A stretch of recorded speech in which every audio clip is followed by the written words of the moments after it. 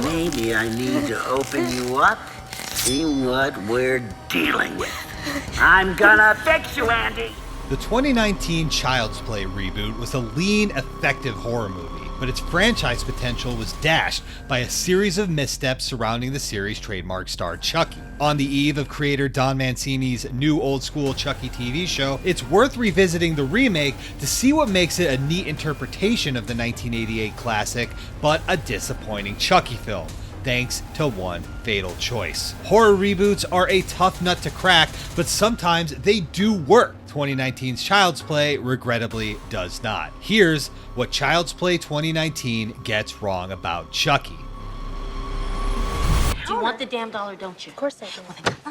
Both films center on a single mom struggling to pay the bills while raising her troubled son Andy. She acquires a killer consumer product through unconventional means. The doll bonds with the boy while moonlighting as a murderer, and her son becomes a suspect. So, Mom enlists the help of friendly Detective Mike to take out the toy. The cast is terrific in both iterations. The new Andy is a little less innocent than Alex Vincent's take on the character, a post-Stranger Things smartass who's more than a match for Mom Aubrey Plaza. Whoa, you look like What happened to you? Thanks. Chris, voice of Jack Skellington and ex-husband to Susan Sarandon, plays Detective Mike in the original, while the remake replaces him with Atlanta's far more charismatic Brian Tyree Henry. I'm Mike, Detective Mike. The reboot script is smart enough, retaining the coy critique of consumerism, redirected from mindless My Buddy dolls to the not really all that newfangled concept of an Amazon Echo. I need a casting car pickup, please. Your car is on its way. And in terms of gore and violence, it actually eclipses the original.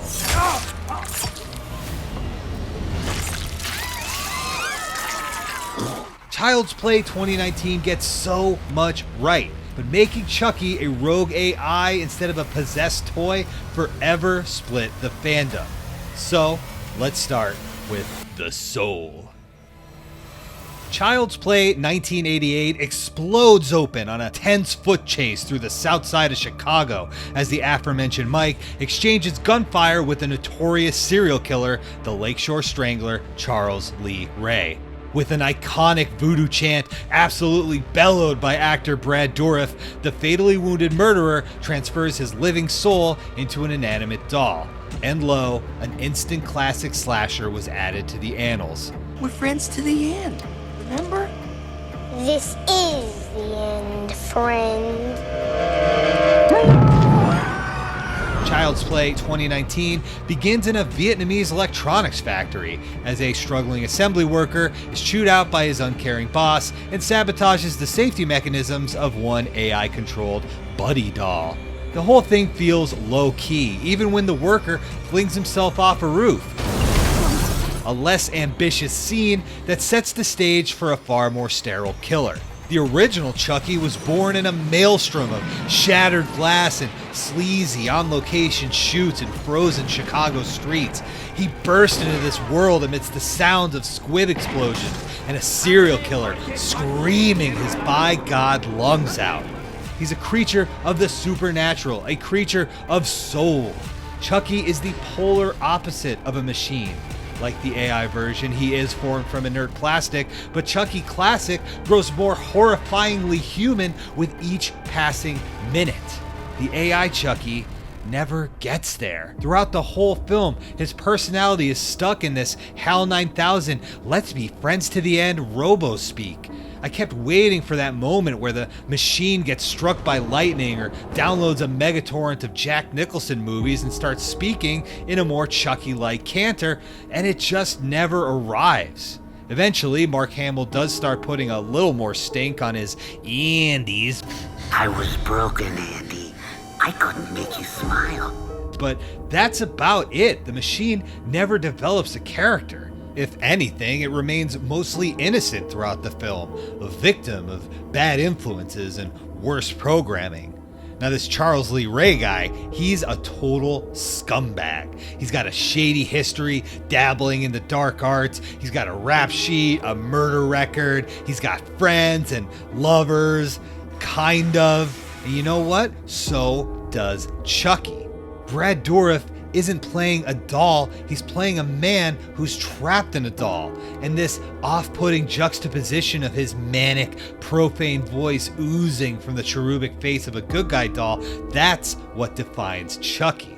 It's what sells his carnal urgency to find a new body. And the machine, cold and max headroom glitchy to the end, never really wants anything. The new Chucky's motive sorely lacks stakes. So what does the AI Chucky want? What's its objective?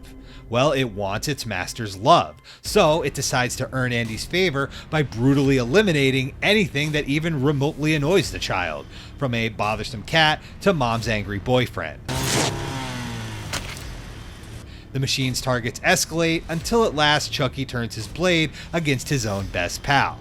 It's a valid motivation, but ultimately not a very compelling one. I mean, what happens if Robo-Chucky succeeds? Would it just hang around Andy's decomposing corpse as its batteries slowly die? Or, given the ease with which it hacks into other fine Caslim Corporation products, perhaps Chucky would spread its influence throughout the internet, triggering a robot apocalypse.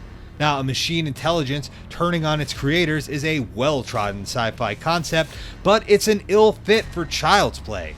Science fiction doesn't really suit the gleefully satanic Chucky. And to be honest, it rarely works in slasher films, the Terminator being the major exception to this rule, but Chucky as Skynet is about as appealing as Michael Myers' genetically engineered super soldier. Chucky Classic's supernatural origins give him a motive that propels him in pursuit. We dread the disturbing thought of Charles Lee Ray's diseased soul inhabiting an innocent child for all eternity. And if Chucky fails, his plastic innards transform into body horror flesh, providing for some extra gooey climactic kills that far outshine the remake's rather bloodless disassembly. Now that's not to say the reboot skimps on the gore. Again, it features far more splatter than the original, with these elaborate set-piece kills invoking Tim Burton-esque suburban nightmares. The climax in particular, a superstore on the eve of a packed Buddy 2.0 launch, rivals the frenzied factory finale of Child's Play 2. The problem isn't the kills, the problem is Chucky.